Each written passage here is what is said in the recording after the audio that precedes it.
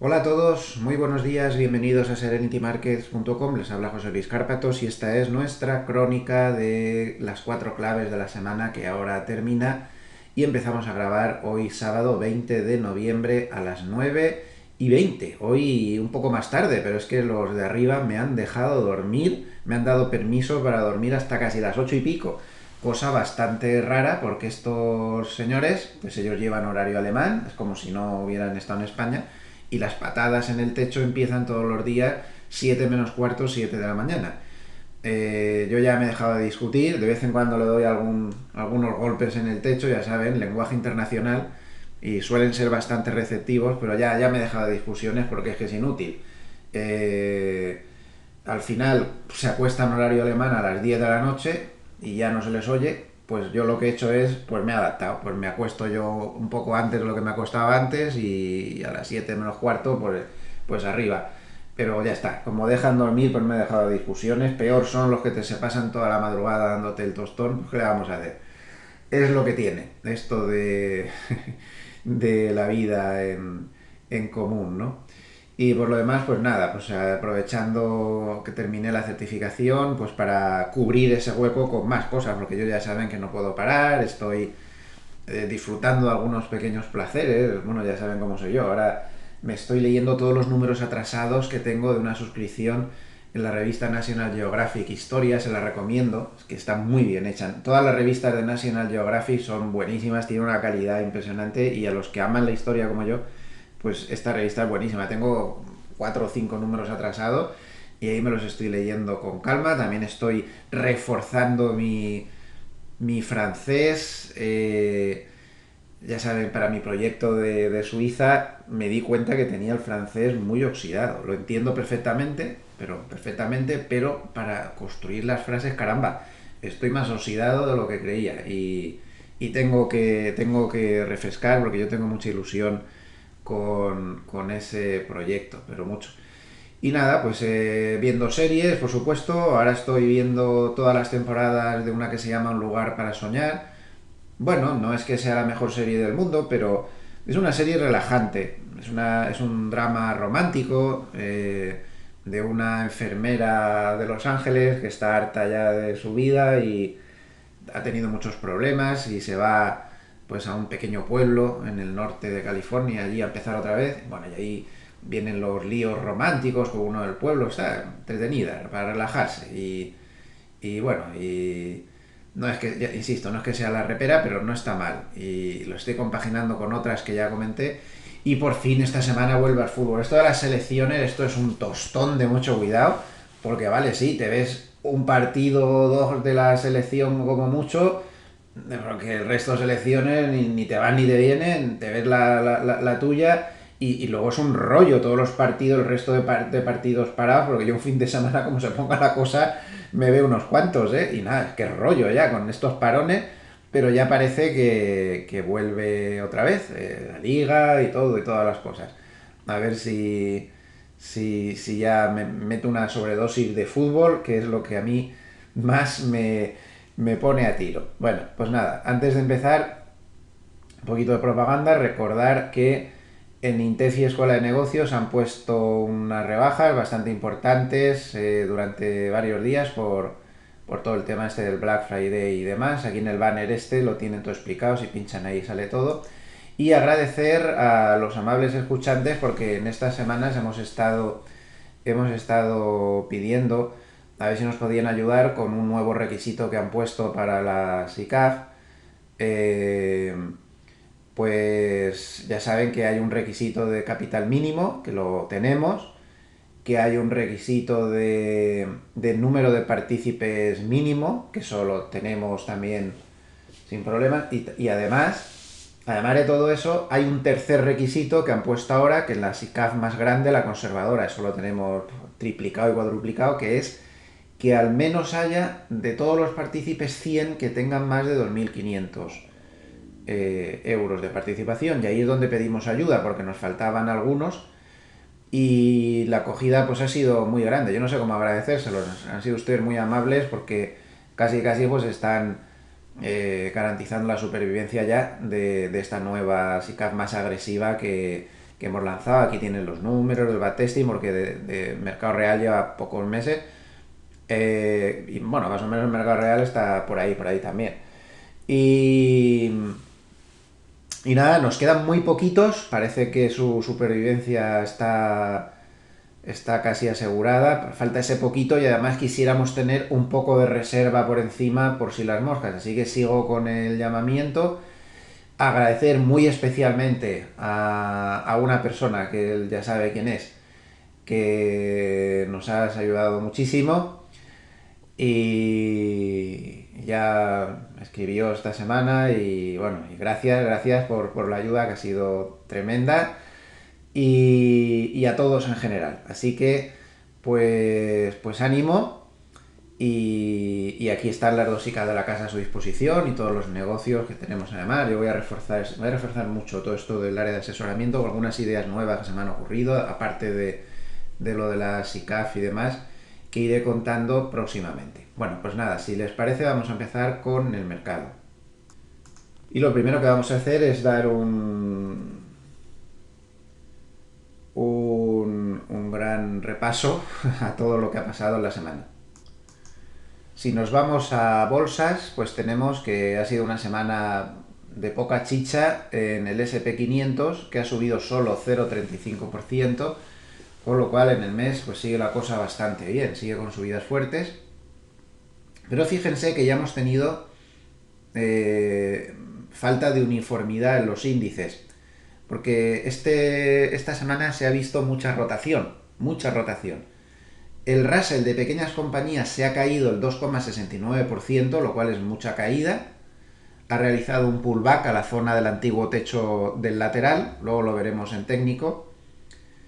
Hay que recordar que el Russell 2000 está plagado de... En el Russell el promedio de capitalización es de 1.200 millones de dólares. No es que sean precisamente pequeñas compañías, muy pequeñas no son, 1.200 millones de dólares ya las quisieran muchas que están en otros mercados, pero tampoco son gigantescas como las que hay en los otros índices. Entonces, ojo, Russell menos 2,69, Dow Jones Industriales menos 1,35, y sin embargo el Nasdaq más 1,21. Y el resto del mundo mal, ha sido una mala semana. Esta ha sido una mala semana. Menos 1,30% el MSCI EAFE, que lo que cubre es bolsas mundiales menos Estados Unidos, o sea que el resto del mundo muy mal, mal. Y en el mes se han comido las ganancias, ya solo sube en el mes resto de bolsas mundiales menos Estados Unidos 0,25. Y MSCI de emergentes, fatal también, menos 2,09, y ojo porque estos en el mes están menos 3,02. Es decir, que ya nos podemos quitar de la cabeza la distorsión que nos mete el que solamente miramos en muchos casos al SP500 y al Nasdaq y nos parece que todo esté siendo maravilloso. Nada de eso. La semana ha sido realmente mala, ahora veremos por qué, y mercados en general, pues ha sido una semana torcida y donde se ha visto una clara rotación de cíclicos y de value que han sido machacados otra vez al gran crecimiento, otra vez al famoso staying home, al quedarse en casa, otra vez.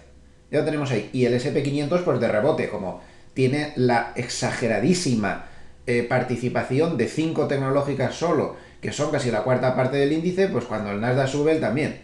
Menos, pero sube también. Claro, lo que le han lastrado al SP500 es la amplitud del mercado, está siendo muy, muy torcida, luego lo veremos, y esto ha hecho pues que solo suba un poquito. Pero ya ven cómo está el panorama, ¿eh? O sea, está torciéndose el panorama. Esta semana se ha torcido el panorama. ¿Raro? Pues no. Ya saben lo que hay con los vencimientos de las opciones. Lo hemos hablado muchas veces. Cuando se acercan los vencimientos de las opciones, las bolsas se pueden torcer. Y se han torcido para no perder la costumbre, lo de siempre. Ya lo advirtieron los cuantitativos, que siempre se abre la ventana de volatilidad en el entorno del vencimiento de derivados, que es lo que hemos tenido esta semana. Ahora ya pues hay que empezar a reconstruir todo. El tema del vencimiento de derivados nos daba ya las posibilidades de que hubieran bajadas y las ha habido. Lo que pasa es que ha habido una entrada de dinero fuerte en busca de un cierto refugio a este tipo de valores y esto ha distorsionado todo, porque si el Nasdaq se hubiera comportado más o menos normal, hubiéramos tenido toda la pantalla en rojo. Si nos vamos a otros mercados, emergentes por cierto, están incluso negativos ya en el año. Si nos vamos a materiales, tenemos por sectores del S&P 500, materiales básicos menos 1,86, una semana muy torcida, financieros menos 2,76%, ojo a la energía, menos 5,22% en el mes, menos 6,36%, aún así sigue subiendo mucho en el año, servicios de comunicación menos 1, en fin, una semana donde ha estado la cosa torcida. Utilities, valor refugio donde los haya, ha subido 1,07 y consumo discrecional es el valor refugio más grande que hay, más 3,73%, aunque realmente consumo discrecional no ha subido esto porque haya actuado como valor refugio. Ha subido tanto porque ha habido resultados de las grandes cadenas minoristas, pues no sé, Walmart, Lowes, Coles, Macy, yo que sé, han publicado un porrón de grandes cadenas y no han sido malos los resultados en general, ya han sido esos buenos resultados los que han provocado la subida, no tanto el hecho de que este sector sea la quinta esencia del valor más del sector más conservador. Ya saben que hay dos consumos, dos sectores de consumo. Perdón, lo estoy diciendo mal. Perdón que me he despistado. El consumo discrecional no es la quinta esencia del conservadurismo. Es conservador, pero el conservador de verdad es staple, el consumo de estantería, el consumo de cosas básicas, que esta semana ha tenido menos 0,87, y eso que es un sector muy defensivo. El consumo discrecional es el, digamos, consumo no imprescindible, comprarse una tele, comprarse un coche, comprarse unos prismáticos, no sé, por decir algo, ¿no? Este no es la quinta esencia del conservadurismo, que es se me había ido la cabeza. El discrecional, en cambio, ha subido 3,73 por, insisto, por esas ventas de las grandes cadenas minoristas que lo han propulsado bastante. Cuando se suele decir que cuando sube mucho el de consumo discrecional sobre el consumo staple, eso significa que hay mucha confianza en la economía, y al revés, cuando el que sube mucho es el staple y el que baja es el discrecional o sube menos, se dice que hay problemas en la economía. Pero insisto que esta semana está distorsionado, no es porque esté mejorando la economía, sino porque ha habido buenos resultados. Este ratio hay que tenerlo en cuenta siempre, cuando no hay distorsión por los resultados. Si este sube mucho respecto a este, mala percepción sobre la economía de los operadores. Si es este el que sube mucho o baja menos respecto a este, buena percepción. Y lógicamente, pues el sector mejor, pues el de tecnología de la información, más 2,40%, ya lo hemos dicho, con lo cual el mes, pues glorioso, más 7,85%. Los financieros, menos 2,30% en el mes. Y luego en bonos, pues una semana regular, bajista, pero no, un poquito solo. El índice Bloomberg Barclays USAG, que es el de bonos globales, pues menos 0,09, prácticamente no se ha movido, menos 0,32, el bono municipal, el de crédito, menos 0,10 municipales, y alta rentabilidad, pues ha bajado poca cosa, 0,32. El petróleo, en una semana de extrema volatilidad, no se ha movido, pero eso no quiere decir que no se ha movido de principio a cierre, pero sí se ha movido dentro de la semana, y además muchísimo, con una volatilidad brutal. Y en el mes lleva menos 8,27. El gas natural ha subido 5,72 para desgracia de la inflación. En el mes lleva menos 0,45. Y el oro, pues tras las subidas anteriores, esta semana no la ha tenido muy buena. Menos 0,95 con en el mes más 4,40. Y la plata menos 2,65. Y en el mes conserva una subida del 4,14. Antes de empezar con las cuatro claves, quisiera destacar un artículo que puse esta semana y que nos invita a una reflexión. Simplemente quería dejar abierto un periodo de reflexión recomendando leer este artículo. He titulado el artículo, está dentro de la sección que escribo yo regularmente, Situación de mercado, con cosas interesantes, reflexiones, pautas, sistemas y cosas así. Lo he titulado Es misión imposible acertar que unos pocos valores lo van a hacer bien y sin embargo es la estrategia favorita en el mercado. Ustedes no se pueden imaginar la de problemas que tienes cuando estás asesorando un vehículo de inversión colectiva y te sales del tiesto.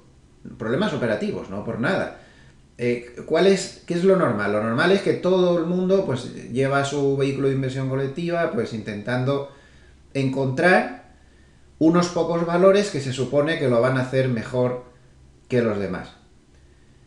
Y eso es muy difícil, como que es lo que yo reflexiono en este artículo, ¿no? Aparte que hay otros que incluso piensan que la bolsa a largo plazo siempre sube y que por lo tanto lo que hay que hacer es comprar acciones y ya está, y que sean las que sean, porque como siempre va a subir. Y el problema es que todo el establishment y los organismos reguladores tienen todo el montaje hecho para que te limites a comprar X valores y los mantengas ahí en cartera, como si la única manera de gestionar, de asesorar o de tener uno su propia cartera fuera en acciones. Ya saben que yo no pienso así, yo creo que lo que hay que hacer es pasar del ciclo de la bolsa y centrarse en... es mi estilo, cada uno tiene su estilo, centrarse en todas las áreas que hay, bonos, metales preciosos, bolsa también, por supuesto, materias primas, cash, todo, hay que considerarlo todo a mi modo de ver, con lo cual consigues un ciclo mucho más plano. A lo mejor no tienes resultados brillantes cuando la bolsa sube mucho, pero luego cuando vienen los problemas, tú tampoco tienes grandes desplomes ni eso, y entonces consigues que tus ahorros se muevan por de una manera más tranquila. Eso el establishment no lo comprende. Te ponen pegas con los ETFs que necesitas para poder entrar en todos los mercados, te ponen pegas en todo, todos son coeficientes, todos son historias, todos son rollos y prohibiciones, sin embargo, el que se limita a comprar acciones lo tiene todo de cara porque es para eso como se construyó. Entonces, como digo aquí, miles de fondos buscan su particular Iberdrola y esperar que esa sí que va a subir, ¿no? Yo siempre pongo Iberdrola de ejemplo, con todos los respetos, que me perdonen, pero es valor pues conservador y tal, y que mucha gente pues que dice, ala, compro Iberdrola y a esperar, ¿no? A cobrar dividendos y tal. Bueno, pues yo les invito a que vean en el artículo este estudio, que además les pongo el enlace para que lo puedan ver en inglés detenidamente, y yo creo que hay algunas cosas aquí que tenemos que tener muy en cuenta. Miren lo que dicen, ¿eh? Esto es de la web Alpha Architect, que es una web de culto entre los asesores y gestores de carteras serios.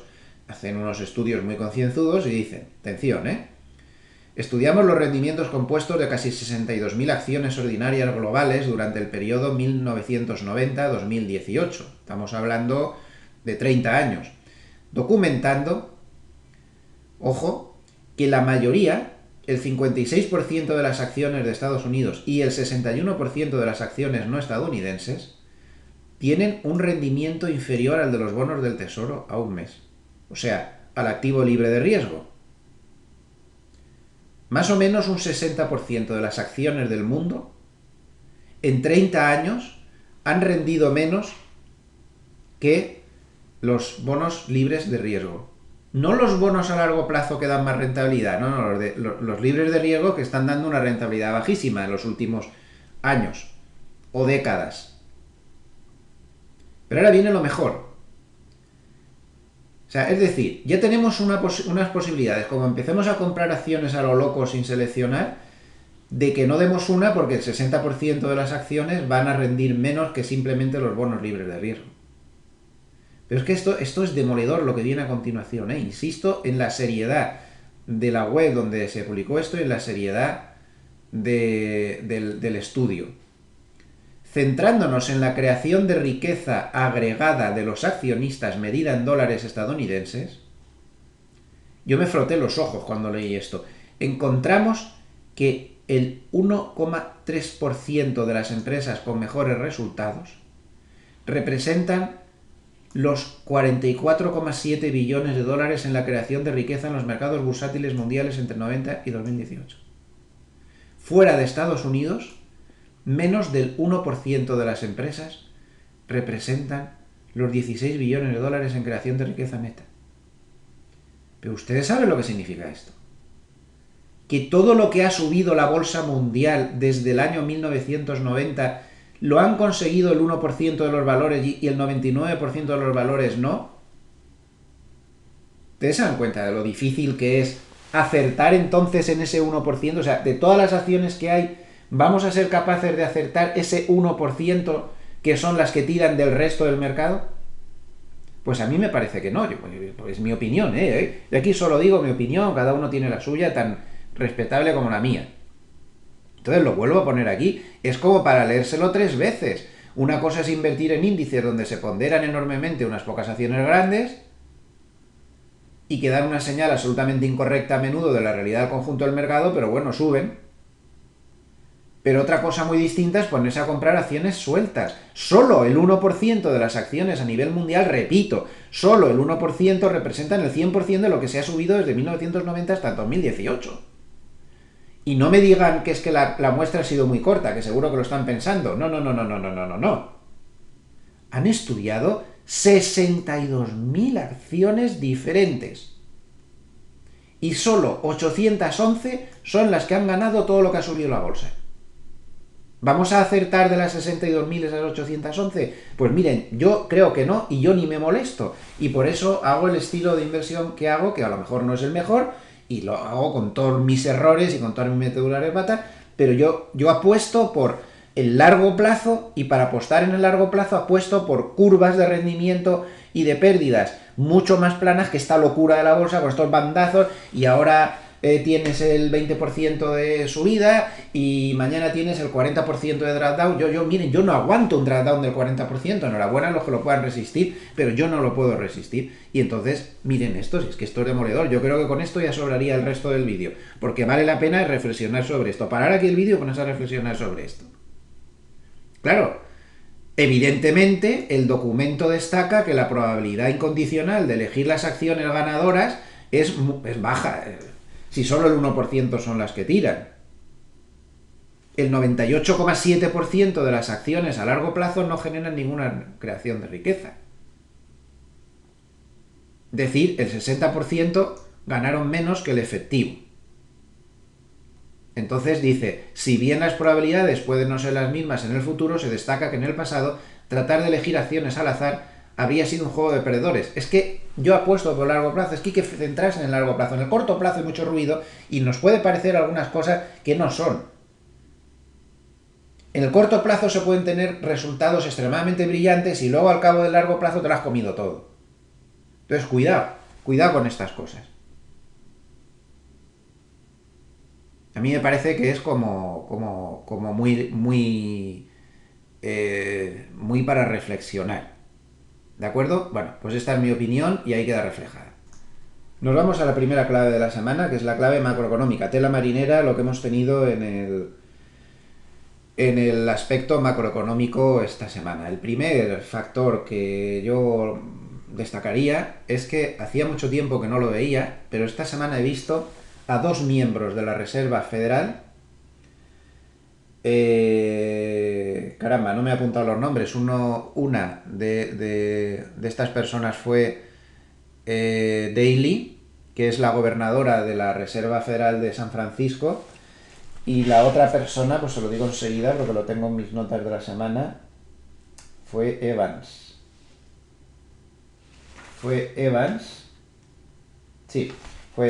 también de la Reserva Federal, que ambos dijeron que los precios de los activos financieros están demasiado altos. Hacía mucho tiempo que la Reserva Federal no empezaba a avisar de que los mercados, la bolsa está demasiado alta. Al viejo estilo, ¿no?, de Greenspan. Yo lo echo mucho de menos. Menudo pedazo de presidente. Los que han venido detrás no han estado a su altura. No digo que no lo hayan hecho mal, pero Greenspan era mucho Greenspan, ¿eh? Yo me acuerdo, bueno, aquello nos daba unas tardes gloriosas para el periodismo financiero, ¿no?, y para el análisis. Aquella famosa frase súper histórica que yo viví en directo, la exuberancia irracional de las bolsas, ¿no? Ahora lo dicen más fino, pero lo dicen. Y también me dejó bastante intrigado el comentario que hizo el propio Banco Central Europeo en su boletín mensual de este mes, en el cual decía también lo mismo, que veía demasiado alto el precio de las bolsas, rozando la burbuja, y decían incluso que a nivel inmobiliario no es que se rozara la burbuja, es que se estaba en una burbuja peligrosa. Ustedes saben que han vuelto las viejas prácticas otra vez a algunos bancos de dar las hipotecas al 100% y al 120%, y esto ya estamos otra vez, con subidas bastante inquietantes, te quitan las casas de las manos. Estamos otra vez no tan exagerado como los viejos tiempos de la gran burbuja, pero sí que está el asunto un poco tenso. Así que ahí queda el aviso de los bancos centrales durante la semana. Evidentemente, también durante la semana ha sido importante esa continuación del debate absurdo y churrigueresco que tienen los bancos centrales empeñándose en decir que la inflación es transitoria cuando estamos hablando de una Reserva Federal que tiene un objetivo del 2% y la inflación del IPC de su país es del 6,2%. Es que esto es de chiste. Que transitorio ni que gaita, es que la media, dice que la media aún no sé qué, que ellos pueden permitirse esas holguras, pero qué holguras, si está un 300% por encima de... Y ya saben, no les voy a seguir machacando con esos gráficos, pero ya saben que ya les he recomendado en otras ocasiones una web donde se ve cuál es la inflación de verdad si no estuviéramos maquillando las cosas. Miren, es que no lo puedo resistir, se lo voy a volver a poner otra vez, porque es que yo creo que hay que verlo. Recuerdo que esta página se llama... Voy a subir un poco el... A ver, el objetivo este, así. Ahí lo tienen. Pueden copiar la dirección. Shadows Stats, o sea, datos en la sombra o algo así. Y el resto. Vale. Pinchamos en el aspecto de inflación y es que nos están tomando el pelo con los datos. Vamos a pinchar primero en el paro. Ese paro que dicen que tienen en el 4 y pico por ciento. Mentira. Si se hicieran los cálculos tal y como los hacían antes, que luego ya se empezó a meter contabilidad nacional creativa, estos son los índices de paro reales. El que calcula la propia web a mí me parece un poco exagerado, pero este sí. Posiblemente el paro esté alrededor del 8 o 9 y no como dicen en el 4 y pico. ¿Vale? Pero vámonos a la inflación. Esto no es una especulación, esto no es una cosa que haga esta página de Shadows Stats que se hayan inventado. Aquí lo único que hace esta web, que tiene un mérito enorme, es calcular la inflación tal y como se calculaba hasta que el amigo Clinton decidió cambiarla por completo para que saliera más baja, por motivos políticos. Entonces, si se siguiera calculando la inflación como se ha calculado toda la vida hasta que Clinton le dio por cambiarla, en momentos en los que tenía un escándalo de miedo por, en fin, líos de faldas, que ya saben ustedes, la inflación en Estados Unidos en este momento sería de casi el 10%. Como la han maquillado, ahora es del 6,5%. Pero usted cuando va al supermercado, esto en Estados Unidos, pero es que los demás países copiamos esta forma de calcular la inflación, con lo cual en España también tenemos una que es la que nos dicen y otra que es la real. Cuando usted va al supermercado a comprar, ¿usted qué apostaría? ¿Que es esta la de verdad o esta? Yo lo tengo muy claro, sería esta, porque vamos, es que te metes en el supermercado, sales con una depresión mayor de ver cómo están subiendo los precios. Que es una barbaridad. Pues esta es la inflación de verdad, transitoria, ¿eh? El objetivo del do, ya, tururú. Aún así, aun creyéndonos la mentira de que es esta, les voy a poner un ejemplo. Esto es falso, esto es mentira. Por una razón muy sencilla. El precio de la vivienda en Estados Unidos ha subido una barbaridad. Si se calculara como antes, ese precio de la vivienda habría sido suficiente para llevarla aquí. Pero se ha maquillado eso, se ha retorcido y las subidas de precios a la vivienda solo se incorporan al IPC. No voy a empezar a contar la metodología porque sería muy largo, pero es una forma extremadamente retorcida y pintoresca de calcular la inflación que incorpora la subida de los precios a la vivienda muy lentamente y le cuesta mucho incorporarse ahí, pero lo hará, poco a poco lo hará. ¿Pero qué transitoria? ¿Pero qué dicen? ¿Pero esta gente se les ha ido a la cabeza o qué? ¿Cómo lo saben? ¿Qué es transitoria? He visto muchos análisis lúcidos a lo largo de la semana en los cuales los analistas más serios dicen que vamos a dejarnos ni de decir que es transitoria ni de decir que es lo contrario. Es que no lo sabemos. Y no lo sabemos porque ninguno de los que estamos sentados ahora en el mercado hemos vivido una situación así.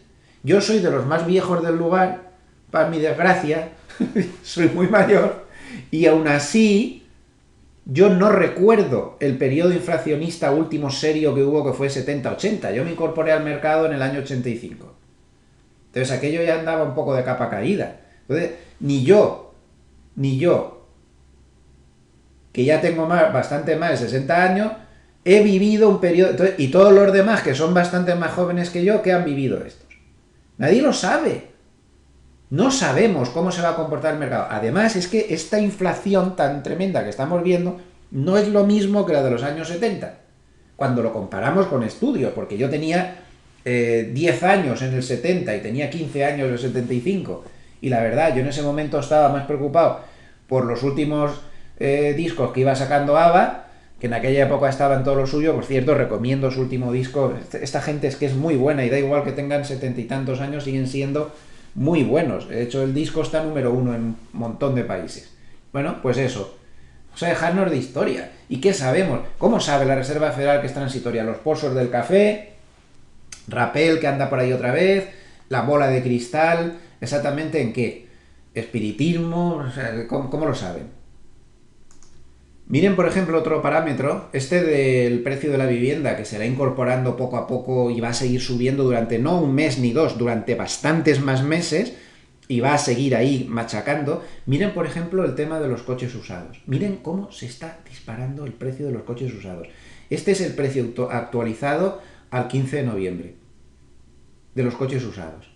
Miren qué subidón, máximos históricos absolutamente imparables. Claro, como el tema de la cadena de suministros está provocando que haya que esperar un siglo para que te den un coche nuevo, pues la gente se está tirando los coches usados y se está disparando. Y esta partida en la cesta de bienes sobre los que se calcula el IPC actualmente pondera mucho, y el coche nuevo también. Y van a seguir subiendo.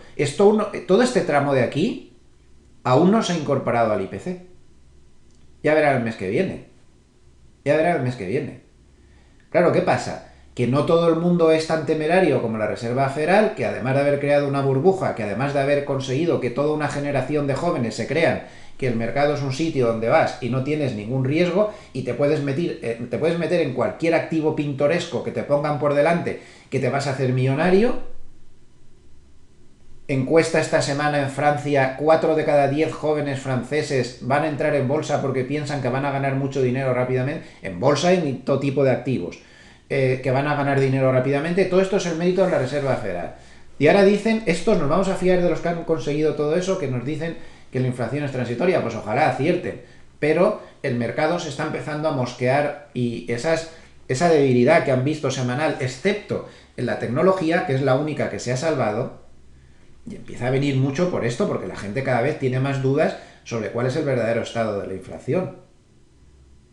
Ayer, en Alemania, no sé si me he guardado el gráfico un momento.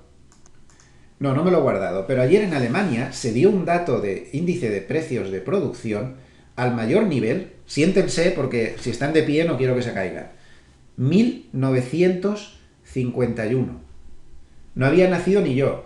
1951. Nunca se había visto un índice de precios a la producción como este desde 1951. Pero ustedes son conscientes de lo que estoy diciendo. En 1951, Alemania estaba completamente destruida. Hacía 6 años que había terminado la Segunda Guerra Mundial y aún quedaba por reconstruir prácticamente todo. Ahí era lógico que los precios de producción se dispararan. Pero ¿cómo puede ser que estemos teniendo la mayor subida de precios de producción desde que Alemania estaba en plena reconstrucción de toda la gran destrucción que tuvo durante la guerra? ¿Transitoria? ¿Sí? ¿Seguro? Y dato tras dato. Es que no sale un dato que no diga lo mismo. Claro, ¿qué pasa?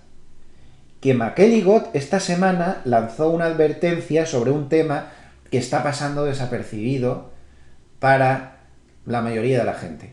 Y es que hay una corriente subterránea de movimientos en los mercados de opciones y de derivados de grandes inversores que no quieren, una de dos, no quieren estar abiertos cuando se dé el dato de IPC del mes que viene, que aún queda, pero cuando se dé a primeros del mes que viene, no sé exactamente qué día es, pero imagino que será la segunda semana de diciembre, la semana del 6 al 10 o por ahí, el IPC, no quieren estar abiertos porque se temen lo peor, que vuelva a salir otro dato demoledor. Y dice que hay otros que lo que quieren es cubrirse y que están montándose movimientos de cobertura de cara a ese dato de IPC. Pudiera darse el caso de que Wall Street siguiera fuerte y en lugar de que se cumpliera el rally de Navidad como tantos están esperando, saliera otro dato de IPC demoledor y lo que hubiera es una toma masiva de beneficios. Eso es lo que están también diciendo algunos analistas. Esta semana hemos visto, no sé si era Mike Dolan de Reuters, en un artículo que hemos puesto en la web, lo decía, que él no descartaría el riesgo de que en lugar de rally de Navidad nos encontremos ante todas las perspectivas que tenemos para el año que viene con alguna toma de beneficios sorpresa en la última parte del año, pues no sé, los últimos 15 días o en los últimos 10 días o algo así, que en caso de que sucediera se podría magnificar por la falta de liquidez. No tengo ni idea de lo que va a pasar, no lo sé, pero desde luego que es una posibilidad que debemos tener en cuenta. Así que capítulo de la inflación, pues muy importante a lo largo de la semana. Otro tema macro de la semana que ha tenido mucha repercusión, pues ha sido este gráfico, porque ha habido muchos articulistas que han publicado sobre este tema, muchos analistas serios, que es la comparativa. Como pueden ver, esto es la comparativa entre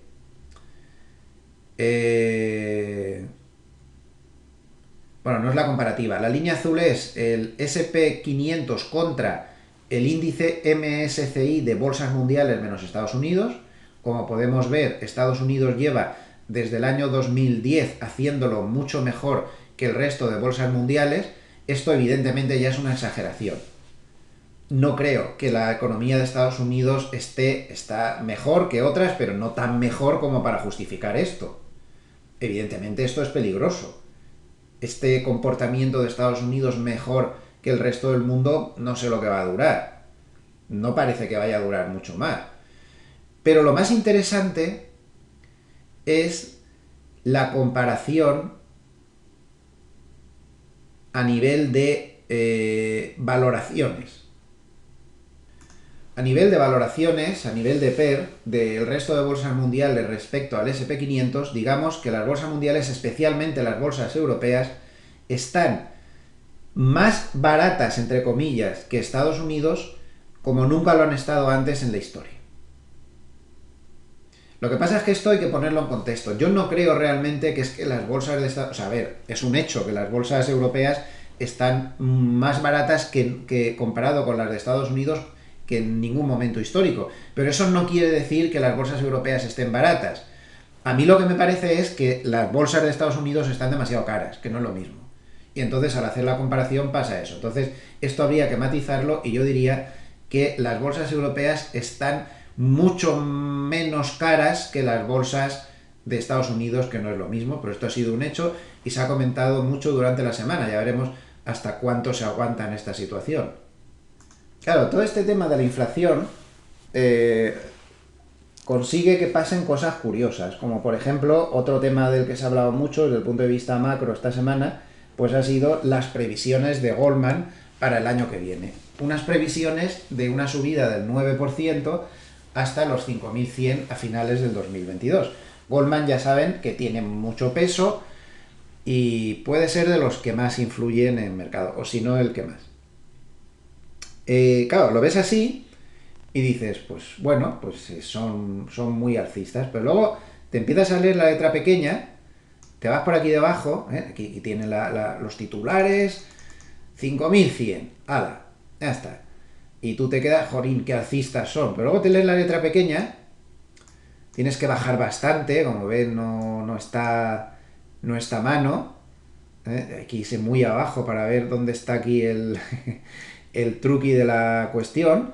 Fíjense ya todo lo que estoy bajando, sigo bajando, y aquí de repente en la página 3 del informe te encuentras esto, escenarios alternativos. A ver, todos los bancos de inversiones, y es lo que hay que hacer, cuando publican sus expectativas, todos ponen expectativa base, que es esa que acaban de ver en titulares, y luego ponen expectativa en el mejor de los casos, es decir, suponiendo que los factores que ellos han considerado se comportaran mejor de lo que han considerado cuál sería el precio objetivo, y al revés, suponiendo que los factores que han considerado se comportaran peor de lo esperado, cuál podría ser el precio objetivo. Entonces fíjense qué diferencia. Escenario alternativo mejor le daría un 5.500, es decir, un 8% más en lugar de un 9 o un 17, pero miren lo que pasaría en el escenario negativo. 3.500. 3.500. Es decir, un 34% menos de lo que han puesto en el escenario base. Piensen un poco. Está totalmente descompensado el escenario mejor con el escenario peor. Es decir, en el escenario mejor solo se ganaría algo más, pero en el escenario peor sería una catástrofe. Porque no solo no se ganaría el 9%, sino que el SP500 terminaría con un desplome del 25%. Claro, ¿no? ¿En qué cosas nos tendríamos que fijar para irnos a este escenario tan diferente y que lo ponen ahí un poco como que no se ve por ahí detrás? Pues lo ponen aquí. Si las disrupciones y los problemas en la cadena de suministros y las presiones inflacionistas pues fueran peores que lo que ellos han asumido y esto complicara al consumo. Con lo cual los beneficios no serían igual y habría una serie de que te las ponen aquí. Entonces, como ven, hasta incluso las previsiones más optimistas tienen truco. Pero esto está bien. O sea, Goldman lo que hace es un ejercicio de sensatez, no como la Reserva Federal, que dice que esto es transitorio y ala, porque lo dicen ellos, es un acto de fe, y ante la fe no valen razones. Pues hombre, habrá que justificar las cosas y no me convence la justificación que hace la Reserva Federal ni el Banco Central Europeo tampoco. Goldman lo que dice es, si me estoy equivocando, la inflación se nos va de las manos, pues y la cadena de suministro sigue complicada, pues esto se va a meter una castaña de mucho cuidado. Que es lo que estoy defendiendo desde el principio de este vídeo, que no podemos hacer previsiones, que no tenemos ni idea y que puede ser que las cosas salieran mal y que nos demos una castaña el año que viene apoteósica, o puede que no, no lo sé, es que no se puede hacer previsión alguna, porque el factor clave es la inflación ahora mismo. Y nadie tiene ni idea de qué va a pasar con la inflación, se nos escapa. En este momento se nos escapa. No se pueden hacer previsiones. Es insensato y temerario hacer previsiones, así que yo tampoco las voy a hacer. Ni transitoria ni no transitoria, no lo sé. Habrá que analizar día a día, mes a mes, y en función de eso, pues habrá que hacer unas previsiones de mercado en consecuencia. Lagarde, otro tema macro que ha dado mucho colar durante la semana, ha sido súper dovish toda la semana, pero una cosa exagerada.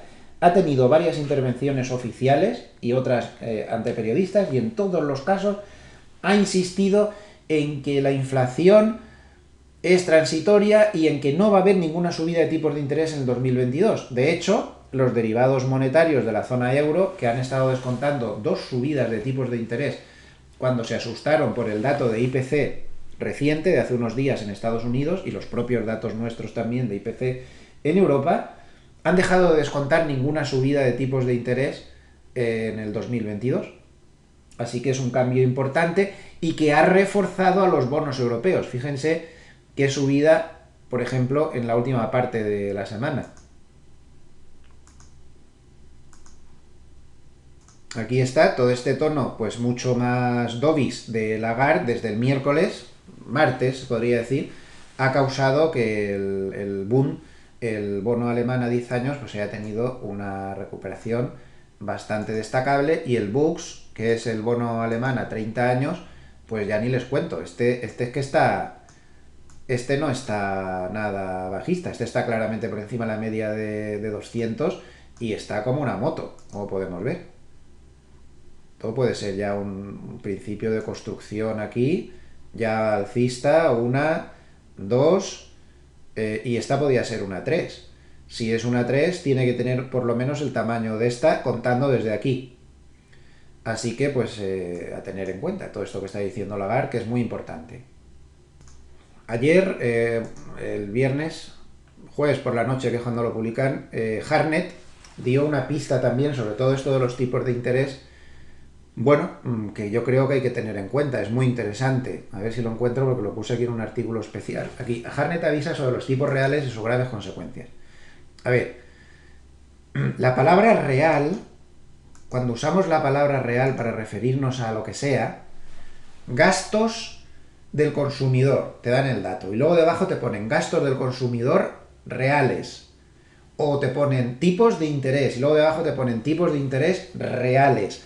Cuando se usa la palabra real en macroeconomía, detrás de un dato se refiere a que ese dato ha sido ajustado por inflación. Cuando no lo pone, el dato digamos que está sin ese ajuste de inflación. Entonces, los tipos de interés reales a 10 años en Estados Unidos son los tipos de interés con la inflación rebajada. ¿Cómo se calcula esto? Pues no hay que saber muchas matemáticas, ¿no? Si la rentabilidad ahora mismo del bono americano a 10 años no es exactamente así, pero casi casi. El bono americano a 10 años es pues del 1,50 y poco, ¿no? Y la inflación está al 6,2, pues los tipos de interés reales están en el menos 4 y pico por ciento, están en negativo del 4 y pico por ciento, ¿correcto? Así de sencillo. Bien, no es exactamente así, pero bueno, más o menos este truco del cuento de la vieja nos sirve para centrarnos. Bueno, por Harnett lo que ha hecho es un ejercicio retrospectivo, tiene bastante mérito. Hasta ahora siempre se ha dicho que el hecho de que estén los tipos reales negativos es algo que apoya mucho a la subida loca esta que estamos teniendo en los mercados, a pesar de que la macroeconomía se está torciendo mucho. Porque evidentemente el mercado tiene barra libre de liquidez, no tiene presión de tipos reales, descontar de la inflación. Pero Harnett lo que se ha dado cuenta es que efectivamente unos tipos reales negativos pueden ser favorables para la bolsa, pero que cuando los tipos reales negativos empiezan a crecer, a caer, a ser más negativos de la cuenta, en los últimos 200 años, esas lecturas de tipos reales muy negativos han coincidido con graves crisis y graves depresiones.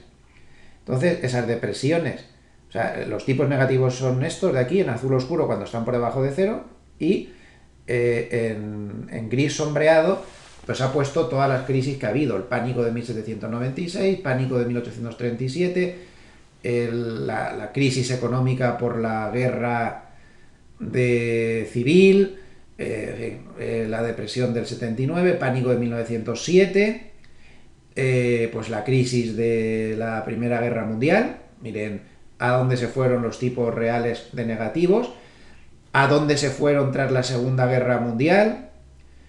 Esto es la crisis inflacionista, estanflacionista de los años 70, y esto el corolario que tuvo pues después de los años 80.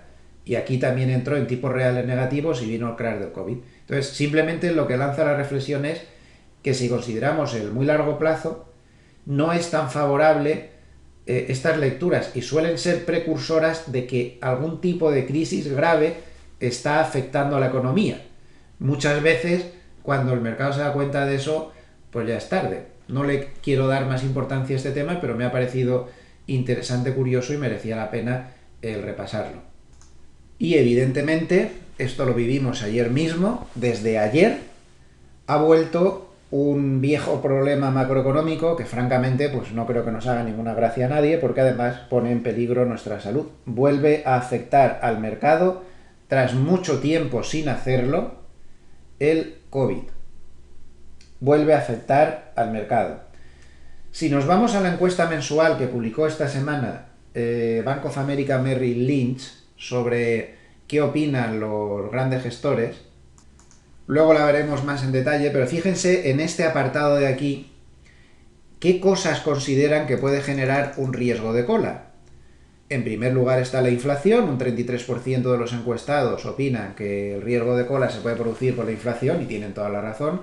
En segundo lugar, porque haya subidas de tipos de interés de los bancos centrales, cosa que no podemos descartar. El mercado ahora mismo no descuenta subidas cercanas de tipos de interés, pero ¿qué pasaría si el mes que viene te sale un dato de inflación del 6,5 ya en Estados Unidos y en enero te sale del 7 y pico? Podría pasar, pero totalmente, que la Reserva Federal subiera tipos por sorpresa el primer trimestre, perfectamente, y a eso se refieren con este apartado de aquí. China, una implosión de la economía china es el tercer riesgo de cola, y fíjense que ya solo el 5% de los encuestados creen que el COVID pudiera generar un riesgo de cola.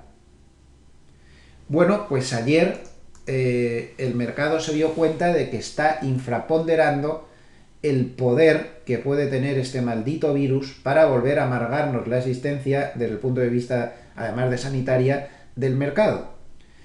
Ayer tuvimos unos movimientos extremadamente nerviosos e inquietantes que nos mostraron que los gestores están equivocándose cuando le dan tan poca importancia al COVID como factor que pueda mover mercado. Tuvimos una serie de movimientos que nos dejaron muy claro que eso no es así. ¿Qué es lo que pasó? Pues pasó que Austria, que no deja de ser un pequeño país de la Unión Europea, es muy pequeñito, de la zona euro, pero muy pequeñito, no tiene una relevancia económica, no tiene relevancia económica alguna, vamos, hablando claro. Pero Austria dijo que confinaba a toda la población, que ya solo se podía salir pues, a trabajar, a comprar al supermercado, en fin, lo típico de estas cosas.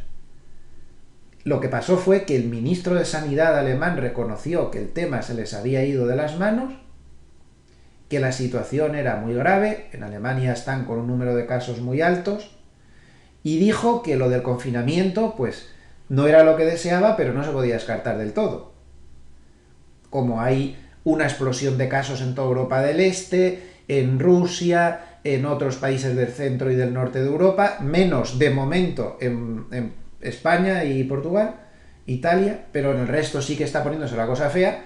Al oír esas palabras de confinamiento, eso activó en el mercado un movimiento reflejo que hacía mucho tiempo que no se veía y que vamos a tener que tener en cuenta otra vez a partir de ahora. Ese movimiento reflejo pues es me voy otra vez a los valores de alta tecnología, de quédese en casa, de ahí la subida a pesar de que los demás estuvieron débiles. Ese movimiento reflejo es desplome brutal del petróleo porque se considera que como vuelvan los confinamientos y las restricciones fuertes, la demanda de petróleo desde Europa, que no deja de ser una potencia económica tremenda, pues va a ser muchísimo menor, y de ahí que se desplomara el precio del petróleo.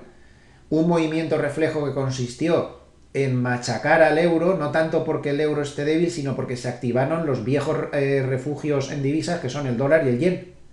Miren cuánto bajó el euro contra el yen y cuánto bajó contra el dólar. Automáticamente se activaron como valor refugio otra vez, y el euro, pues uno de los destacados de la semana, con un castañazo que lleva, de aquí no te espero, está tan solo en 1,1294. Y un movimiento reflejo pues de venta en general de bolsas y sobre todo también de compra de bonos. Los bonos volvieron a esgrimir su rol de valor refugio ante todo esto del COVID. Como vemos, unas subidas nada desdeñables, que el boom, este es un producto que se mueve lento, que el boom alemán suba 108 puntos básicos en la sesión de ayer no es precisamente despreciable, y el de 30 años 220 puntos básicos, tampoco se quedó atrás. Por ejemplo, el bono americano a 30 años con 87 puntos básicos de subida. En suma, eso de que solo hay un 5% de posibilidades de riesgo de cola del COVID, vamos a dejarlo estar y vamos a volverlo a considerar otra vez en el análisis porque es lo que hay. Y por último, el último aspecto macro fuerte de la semana ha sido el petróleo. El petróleo ha tenido unas convulsiones literalmente brutales esta semana, abajo, arriba, en todas las direcciones, y al final un desplome tremendo.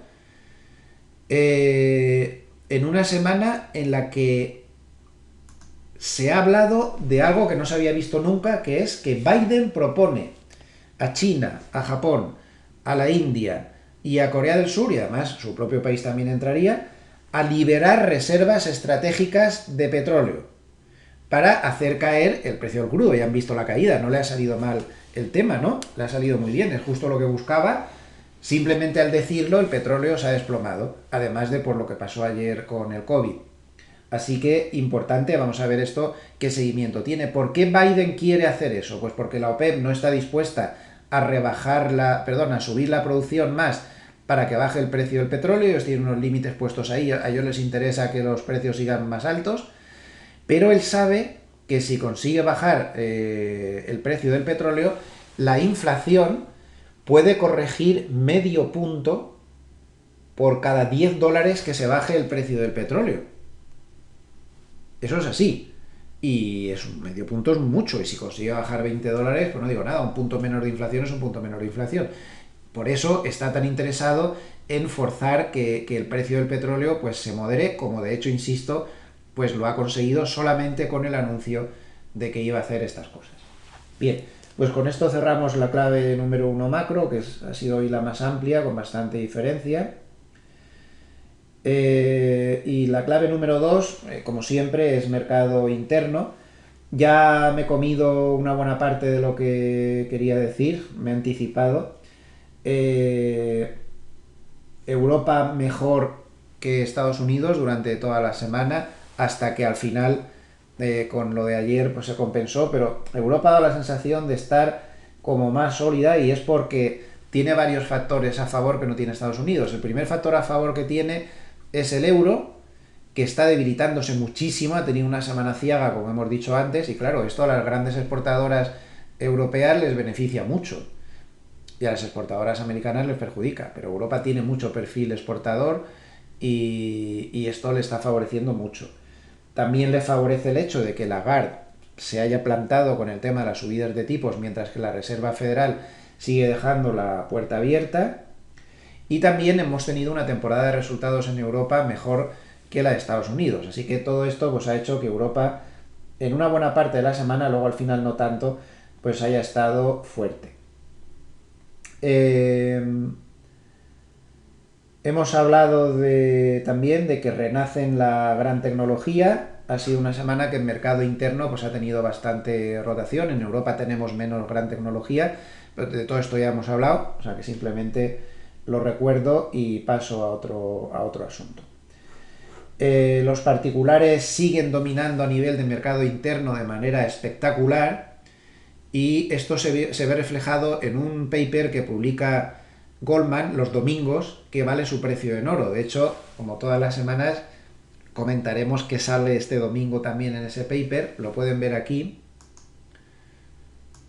A ver, ¿dónde está? Estará al principio de la semana, imagino, porque sale los domingos y lo puse el lunes.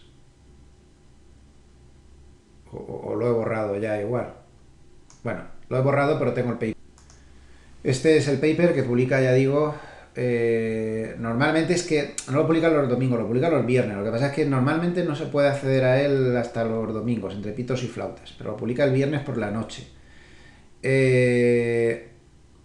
Fíjense lo que decía a finales de la semana pasada. Este paper, lo bueno que tiene es que no está hecho por teóricos, como pueden ser pues Costin y otros de Goldman, que no están tanto en el día a día. Este es un paper que hacen los traders que están operando por la cuenta propia de Goldman y para los clientes. Entonces, lo que decían al final de la semana pasada, habrá que ver qué dicen aquí, es que los particulares siguen dominando el mercado de manera brutal. Vean el gráfico actualizado de cuál es la tenencia de bolsa por parte de los particulares al mayor nivel de la historia, con muchísima diferencia. Es brutal el dinero que les está entrando. Aquí lo ponen también. Y luego hay un comentario aquí muy interesante. A ver si lo encuentro. Bueno, es que está en diferentes trocitos, se lo voy a resumir porque si no vamos a pasar aquí una hora. Lo que dicen es, en esencia, que están entrando los particulares a lo bestia, exactamente igual que estaban, y que en los 33 días que faltaban entonces, ahora quedarán pues como 29, 28, que no creen que este dineral, aquí lo pone también en otros trocitos, que está dividido en varios trocitos, calculaba que está entrando diariamente, desde aquí hasta finales de año, 15.000 millones de dólares, especialmente de particulares, que no se fijan mucho ni si la macro está bien ni si la macro está mal. Esto es lo que ellos están detectando en las mesas de trading, que les está entrando y les va a seguir entrando hasta finales de año al menos 15.000 millones de dólares de demanda. Ellos hablan de equity no fundamental, que no es gente que no son grandes inversores. Cada día cada día hasta cerrar el año. Y luego lo desarrolla en varios trocitos más a lo largo del paper. Pues esto es lo que hay. Está entrando muchísimo dinero de particulares y está entrando muchísimo dinero de recompras. Esto hace que se frene cualquier mal rollo que esté llegando, pues desde el punto de vista fundamental, que llega y mucho y todos los días, como hemos analizado previamente. Así que el mercado interno está en manos de estos dos agentes particulares y las recompras que están metiendo muchísimo dinero.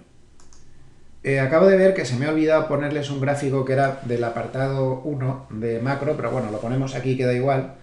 Podría haber una esperanza de que a lo mejor los cuellos de botella estén mejorando.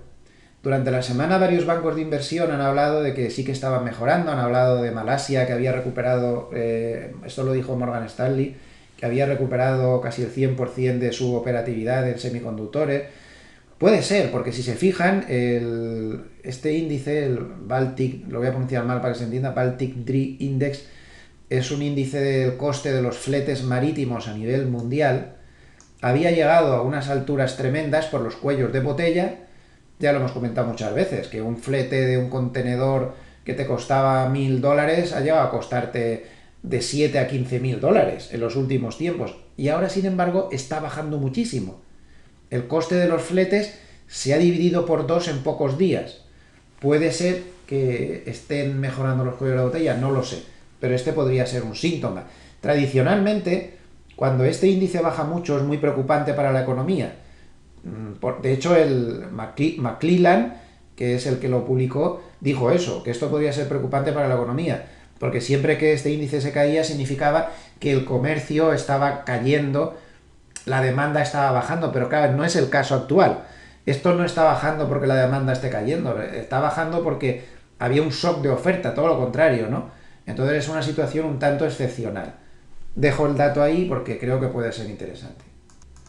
Bien, otra cuestión de mercado interno, esta clave número 2 que me parece importante, es la encuesta que comentábamos hace un momento, que ha publicado durante esta semana la encuesta mensual de Bank of America sobre grandes gestores de fondos. No estamos hablando de poca cosa, 388 panelistas que manejan 1,2 billones de dólares.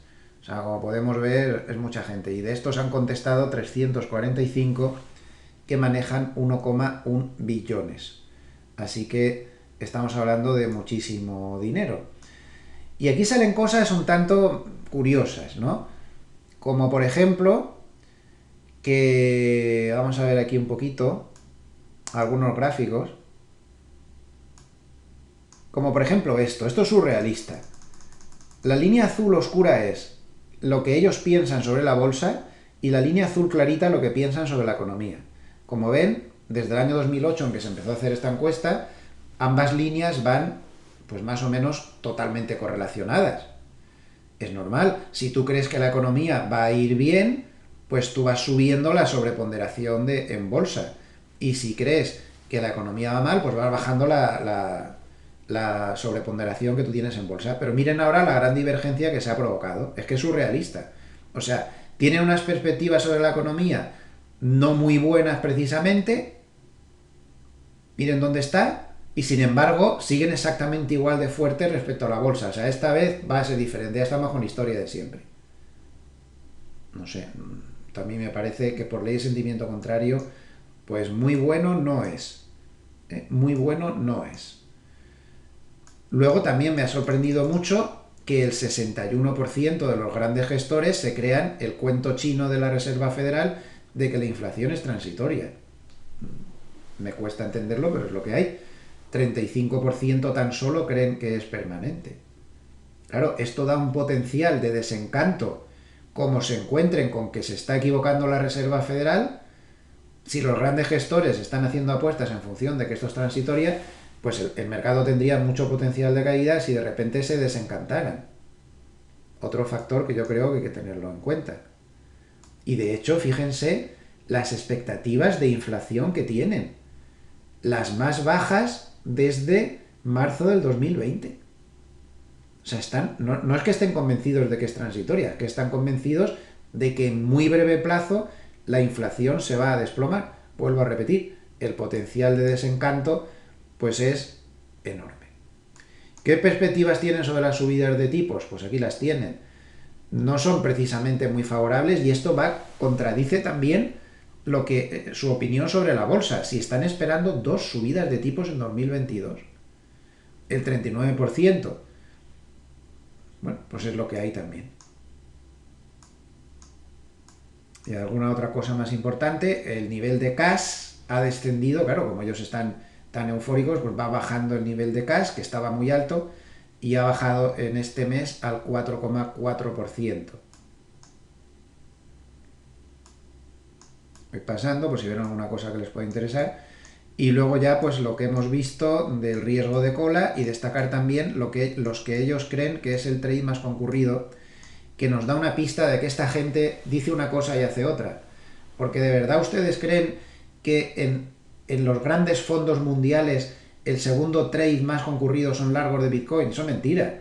Si los grandes fondos, lo máximo que toman en este tipo de productos es un 1, un 2%. No toman más. No puede ser que sea en los que manejan 1,2 billones de dólares que sea el segundo trade más concurrido. Yo creo que esto demuestra que esta encuesta es relativamente fiable, relativamente tan solo. El más concurrido sería largos de tecnología. Y pues como ya hemos visto, cuáles eran los riesgos de cola, que ya lo hemos comentado. Y la última cuestión que tenemos que tener en cuenta de mercado interno, pues es el paper de Hartnett, que esta semana no tiene así demasiadas cosas interesantes. Lo primero, dejar claro que el indicador Bull en Bear sigue ahí en una zona que no nos dice nada. La verdad es que está siendo poco útil en los últimos meses.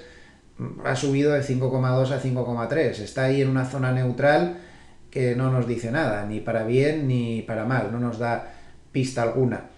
Entonces, bueno, pues respecto a los movimientos en la semana, podemos ver que ha habido 13.200 millones de dólares de entradas en bolsa, 7.800 millones de dólares en cash, 6.200 millones en bonos, y el oro, a pesar de que ha estado relativamente fuerte, es que ha tenido salidas de 71 millones. Hartnett destaca que el porcentaje de bolsa que tienen los clientes particulares de su banco sigue estando en máximos históricos. Habla de esto, que ya hemos hablado antes, lo de los 200 años con los tipos de interés reales en negativo. Aquí llama la atención de institucionales contra clientes privados. Entonces dice que conjuntamente, tanto institucionales como clientes privados han comprado este tipo de productos y conjuntamente han vendido este tipo de productos. Y luego pone, en contraste, las instituciones han comprado, o sea, ya no en conjunto, sino las instituciones han comprado China, tecnología, bonos de alta rentabilidad, materiales, y mientras que los particulares no. Y han preferido las compras de dólares y de mercados no desarrollados. Bueno, y al final lo más interesante de lo que comenta es esto.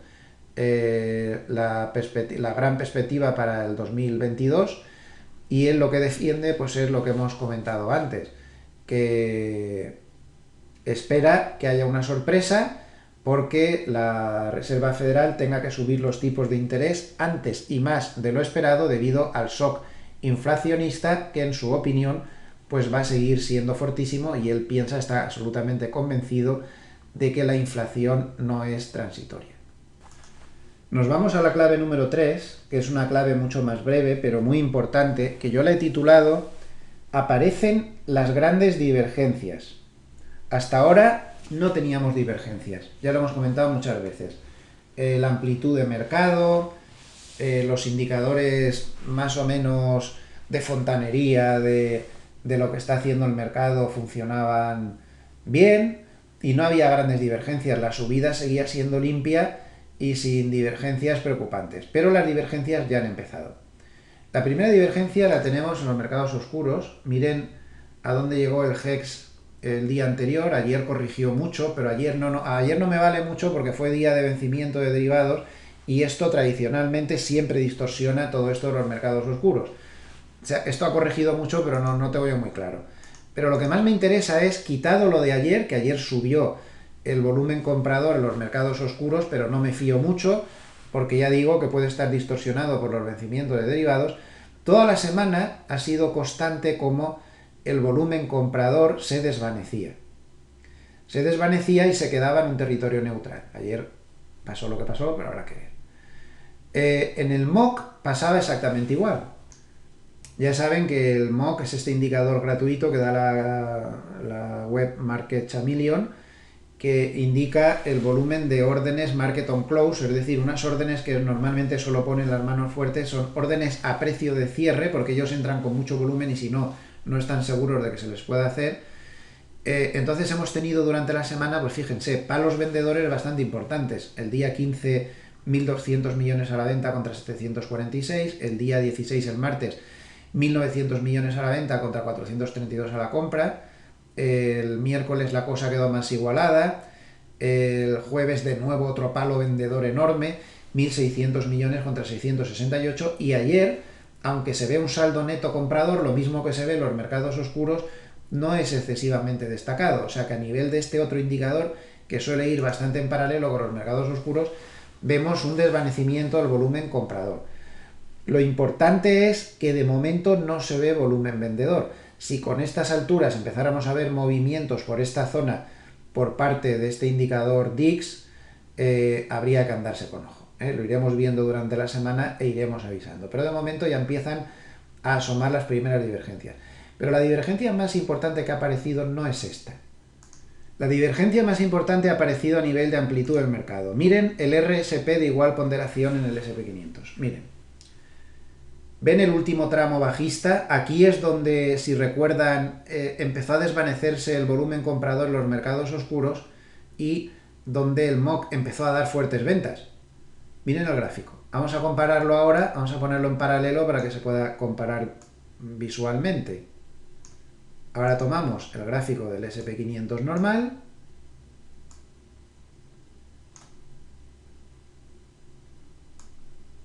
Lo ponemos así para que se vea. Tengo que apretar más.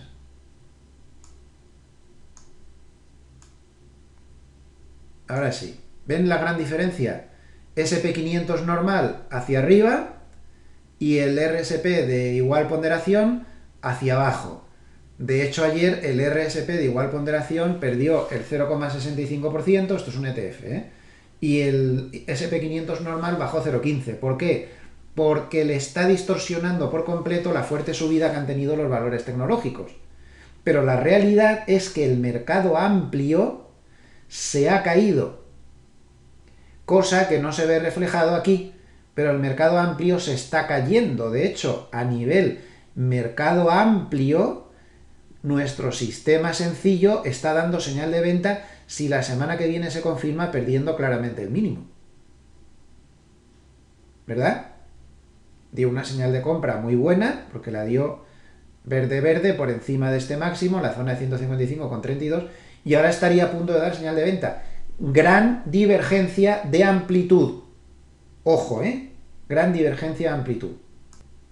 El mercado sí se está cayendo. Son los índices que están muy distorsionados los que nos están dando una imagen falsa. Pero esta semana ha sido muy torcidita, como podemos ver. Pero hay una divergencia aún peor, que es esta.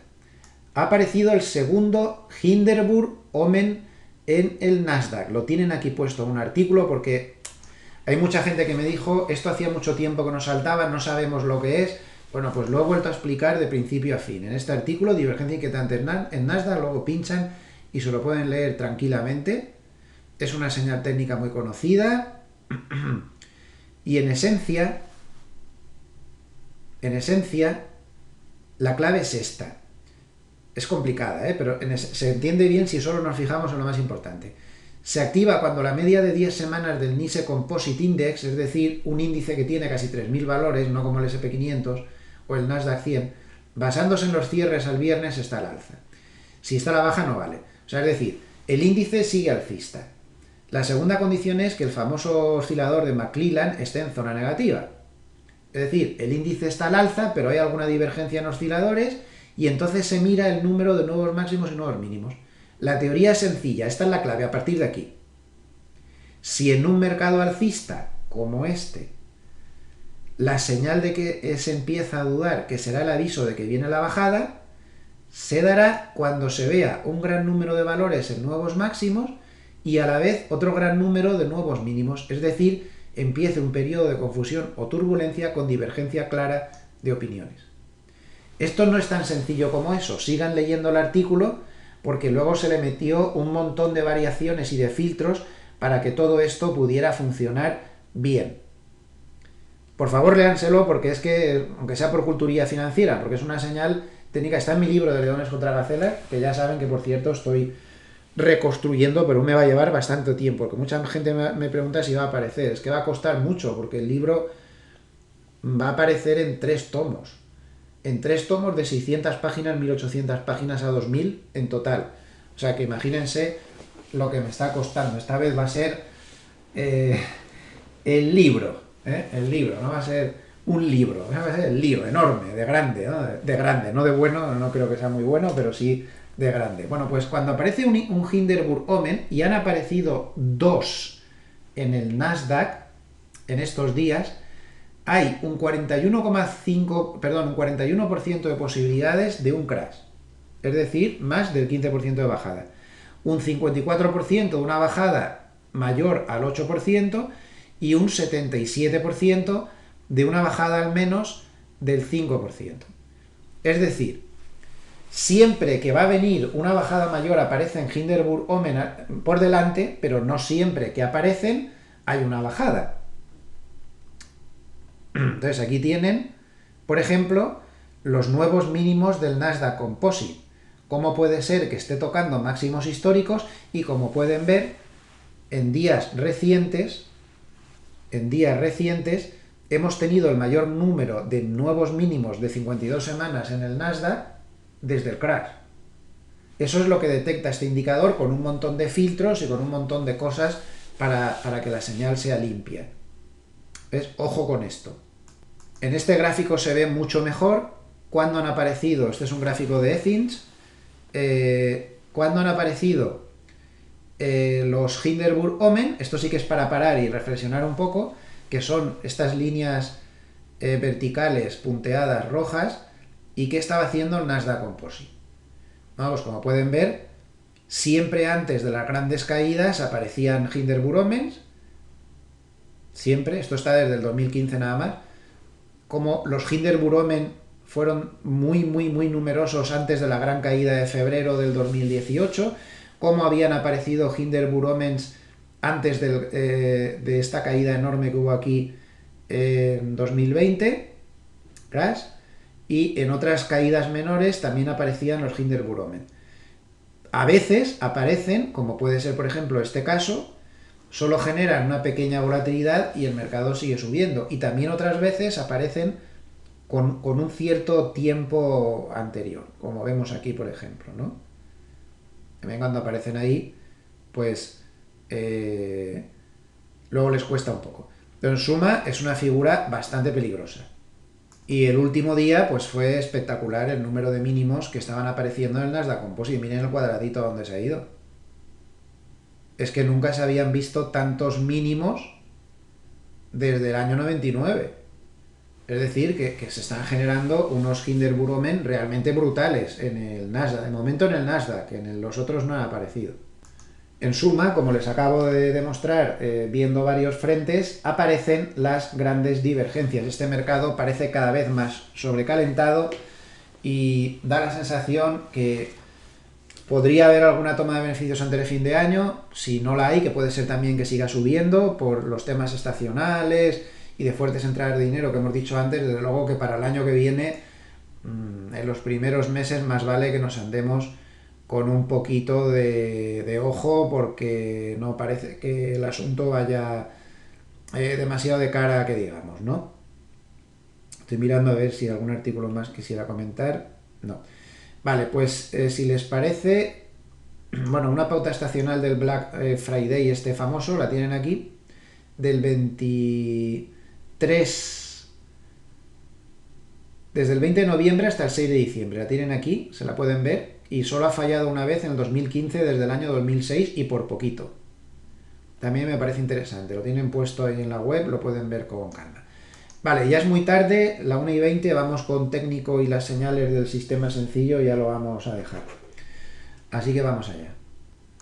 A nivel del SP500, pues bueno, voy a ponerlo más pequeñito, que se ha quedado demasiado grande.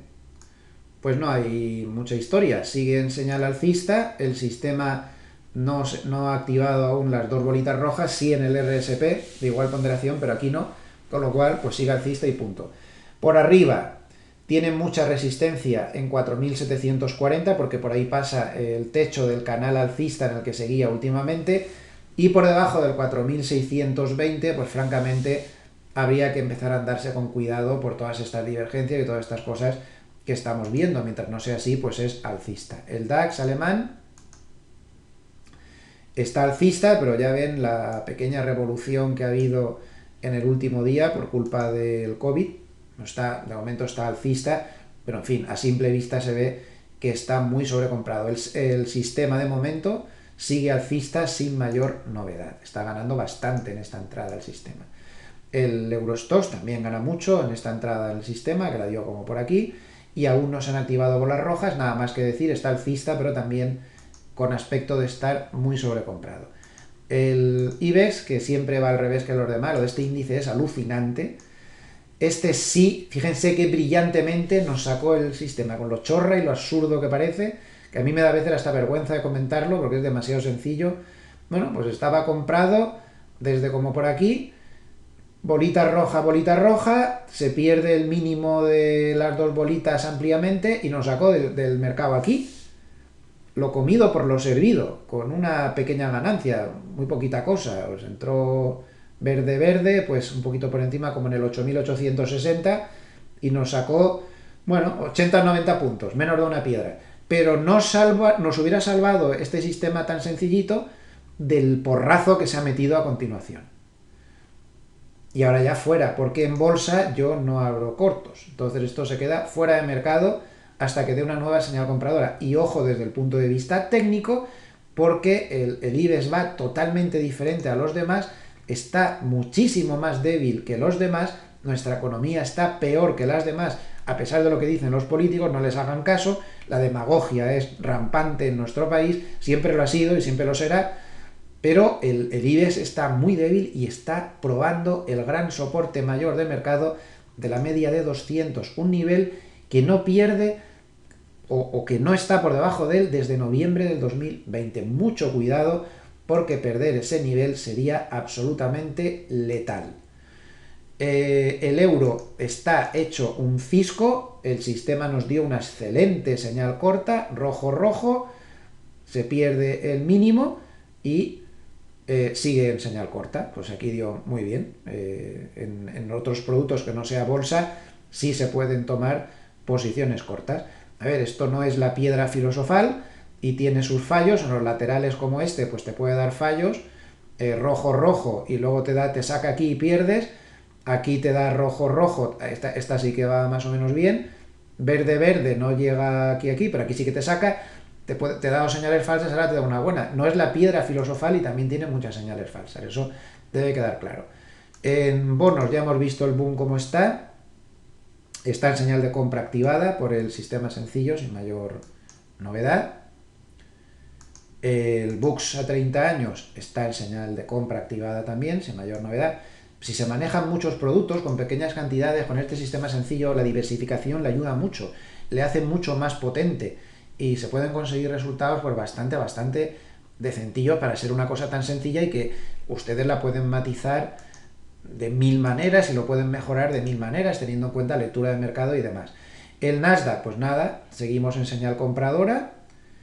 Aquí hubo roja, no llegó a romper el mínimo y como se han vuelto a activar las verdes, desactiva la señal roja anterior, con lo cual está en señal de compra desde el 15.300, está ganando 1.300 puntos y mientras no tenga dos rojas activadas y pierda el mínimo, pues no nos va a dar la señal de salida. Así que alcista completamente y sí, que esté muy claro dónde están las resistencias. El Russell tiene un momento técnico interesantísimo. El sistema sencillo nos dio rojo y ha perdido el mínimo, o sea que el viernes no sacó. El viernes el sistema sencillo cerró la posición, dejando una ganancia pequeña, había dado verde, verde, verde, verde, como por aquí, y nos ha sacado, pues entró en el 2313, nos ha sacado con 20 puntos solo de beneficio. Se podía haber hecho lectura de mercado, se podía haber salido en resistencia, yo qué sé. Pero de momento a sistema puro huevo nos ha sacado y está fuera de mercado. Y es importantísimo lo que está pasando, porque si se fijan, de hecho está siendo objeto de mucha atención por parte de las manos fuertes. Tras escapar del lateral de muchos meses, ha realizado un pullback hasta el techo del lateral, que ahora le actúa de suelo, y ahí se ha frenado. O no se ha frenado, bueno, no lo sé, está en la lucha. Si se pierde este nivel de soporte y se vuelve a ir hacia el centro del lateral, nos diría que esto ha sido una ruptura falsa, lo cual le podría condenar bastante, ¿eh? Hay mucha gente que ha entrado ahí y esto le podría condenar. En cambio, si consiguiera frenarse más o menos ahí y rompiera los máximos anteriores, sería una señal de compra de medio plazo de mucho recorrido. Vamos a ver qué pasa. El oro, pues sigue alto, ahora está en una zona de consolidación, el sistema está largo, sin mayor novedad, y aún no da ninguna señal. Y bueno, de momento no se sabe muy bien hacia dónde se puede dirigir, pero está alcista, el soporte clave está como por aquí debajo. Y el petróleo, pues como ya hemos comentado, está súper volátil, pero ya ha corregido. El sistema nos sacó hace mucho, aquí dio rojo rojo y perdió con amplitud, ya nos había sacado. Luego dio verde verde, pero nunca llegó a romper el máximo de las dos velas, con lo cual no nos volvió a meter. Entonces, pues se podían haber tomado cortos. Yo no los hubiera tomado, pero bueno, si está muy lejos de la media 200 se pueden tomar, ¿vale? En bolsa nunca, ni que esté muy lejos ni eso, pero vamos contra tendencia. Lo ideal es que nos hubiera dado la señal a favor de tendencia. El que quiera tomar cortos pues lo puede hacer, pero si está bastante lejos y con bastante prudencia y con menos dinero. Y ya pues solo nos queda por ver la cesta de materias primas, que tiene una semana bastante regulín también. El sistema ya nos ha sacado porque dio rojo rojo y ya se ha perdido ese mínimo con cierta amplitud. Está fuera tras haber dado mucha ganancia en esta señal de compra. Y desde el punto de vista técnico, las materias primas pues están chocando contra la media de 50 y de momento pues mantienen su tendencia alcista a pesar de las bajadas que están, de la corrección que están teniendo últimamente.